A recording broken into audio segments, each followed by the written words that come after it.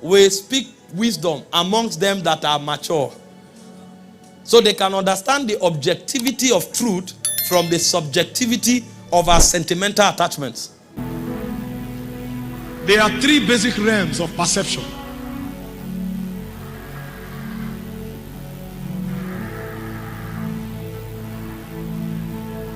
There is perception at the natural realm.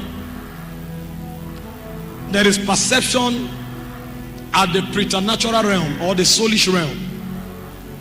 And there is perception at the supernatural realm or the realm of God.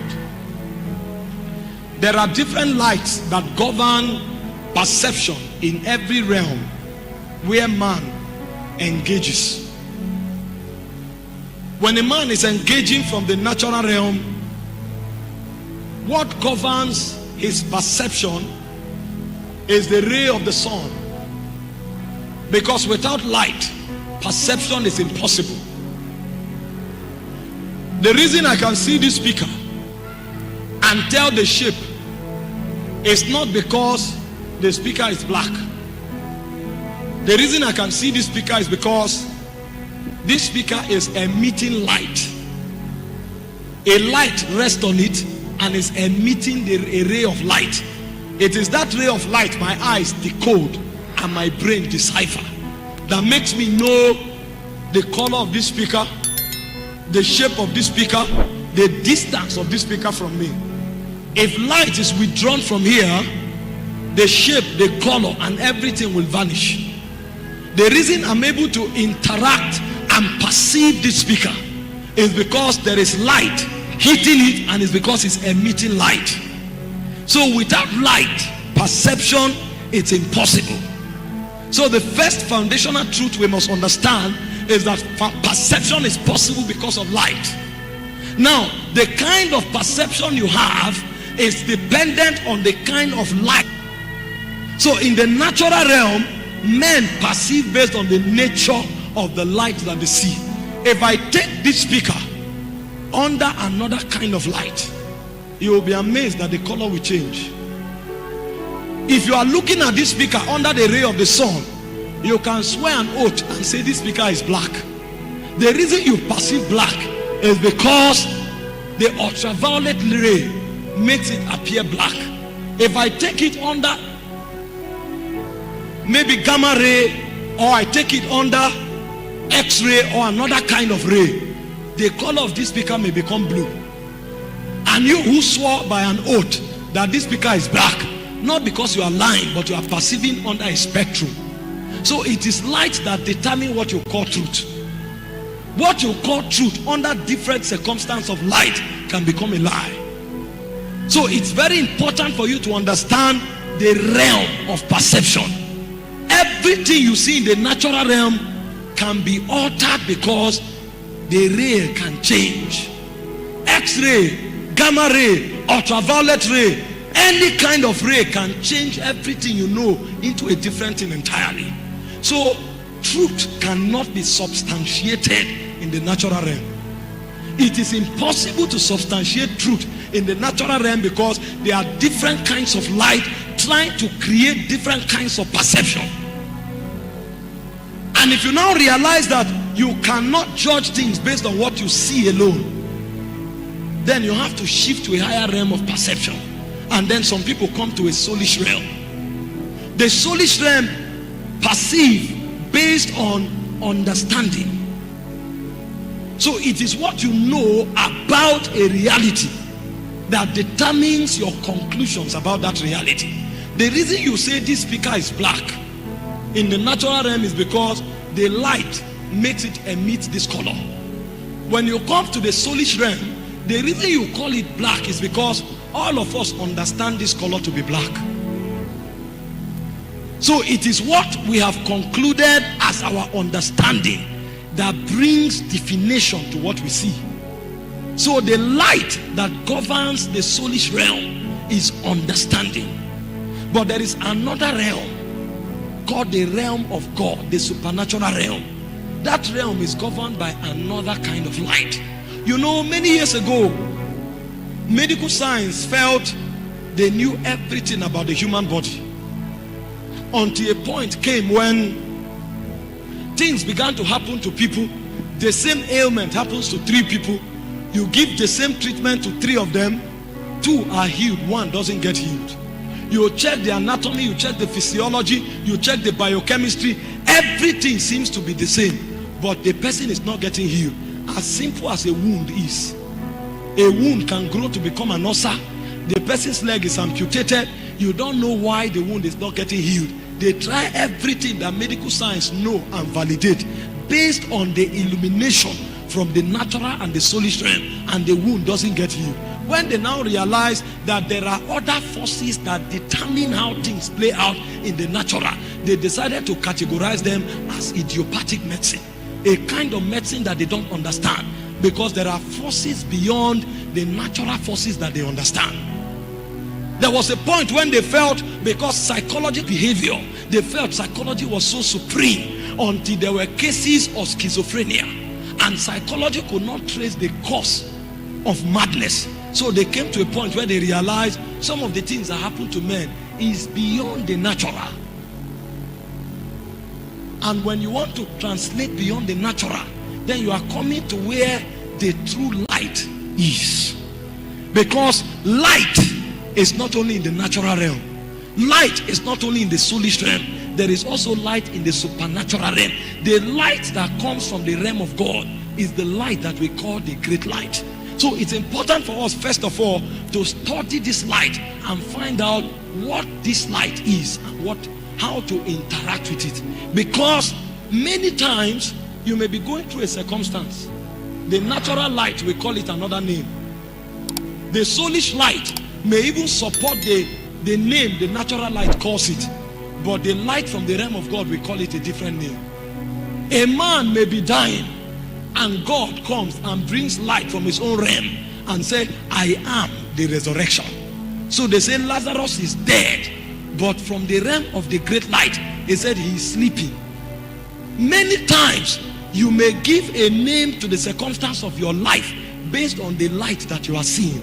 So it's important for you to journey beyond the natural and the soulish light and come to where the great light is, because something can be true, but it may not be truth. Something can be factual, but it may not be real. The things going on in your life may be a mirage. It is the light you are using to see it that may make you call it your reality.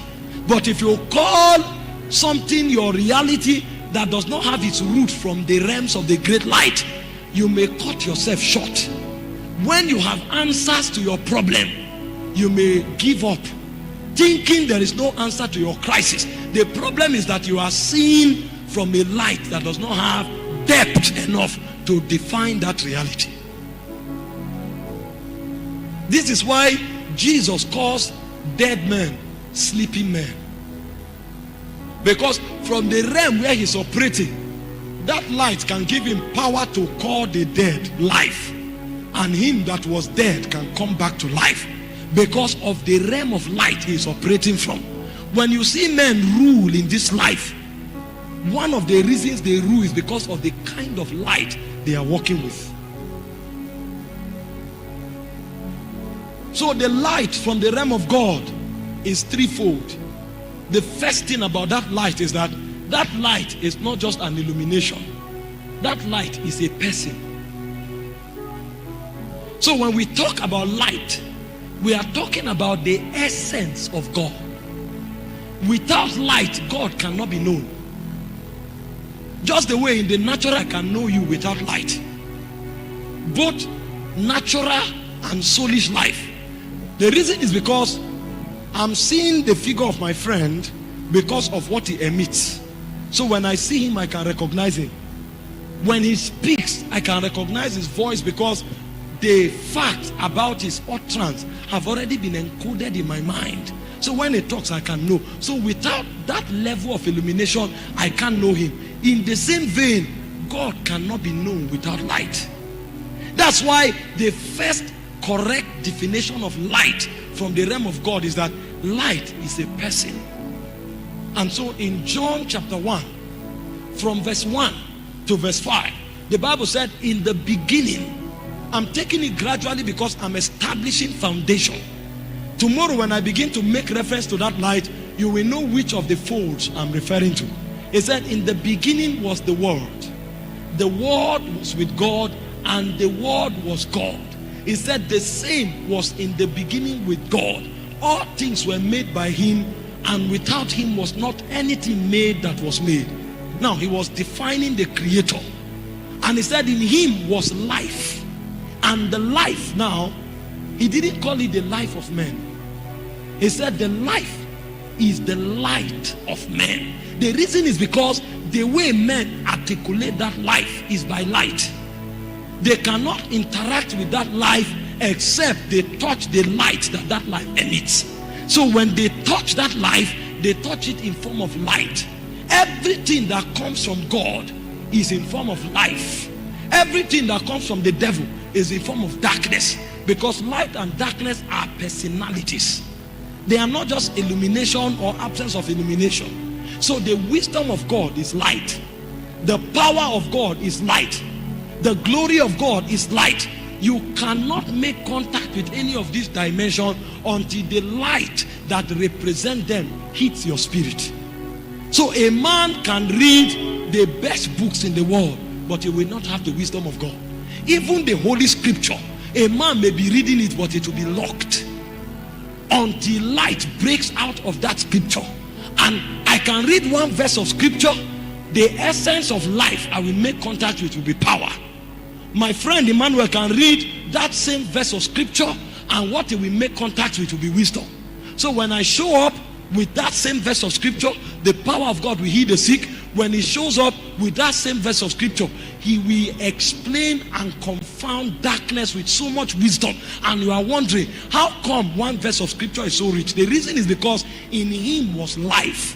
But the life is not the life of man. The life is the light of man. So every kind of light that you make contact with from that life becomes your reality.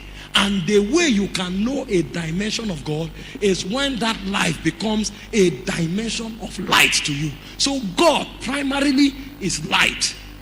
And when you make contact with a dimension of the light of God, you will know that dimension of God. You don't know God because you read a book. You know God because you interacted with a light. There is a light that flows from God, and it will make you understand the love of God. And this love will so get you drunk that it will become the operating system of your existence. There is a light that will flow from God that will make you understand mercy. You will know mercy so much that it will become impossible for you to be offended at somebody. All of you may go to the same Bible school, read the same book, be mentored by the same person, but the God you will know will be different from the one your friend knows. The reason is because it is light that makes it impossible for God to be known. So it is the dimension of light you relate with that will determine the dimension of God you know. In John chapter 9 verse 5, he said, so long as I am in the world, I am the light of the world. In John chapter 8 verse 12, he said, I am the light of the world. He that walketh with me will not walk in darkness, but we have the light of life. The reason you see that we never get exhausted in exploring God is because every time you come, another dimension of that light shines. You can read one scripture for 10 years, you will still be knowing God from that one scripture. The reason is because when he opens up, another light shines. When you study Revelation chapter 4 and Revelation chapter 5, the Bible spoke of the 24 elders. Now, in the realm where they dwell, there's no time. So when you start talking about age, you are wasting your time. They dwell in aeons that cannot be referenced in time. And the Bible said, day and night, they fell from their throne and they beheld him. And all they said was, holy. Because even though they've been there for billions of years, they keep seeing different flavors of light. One appears today, they think they've known him all. And the moment they leave their face again, they see another light. And then they worship him. And then they carry their face up again, thinking worship is over. And they see another light. Every light they see is different from the one they saw before. And they have been seeing that light for billions of years. And it's never exhausted. This is why the ways of God is past finding out. Because he is an endless brightness of glory and light.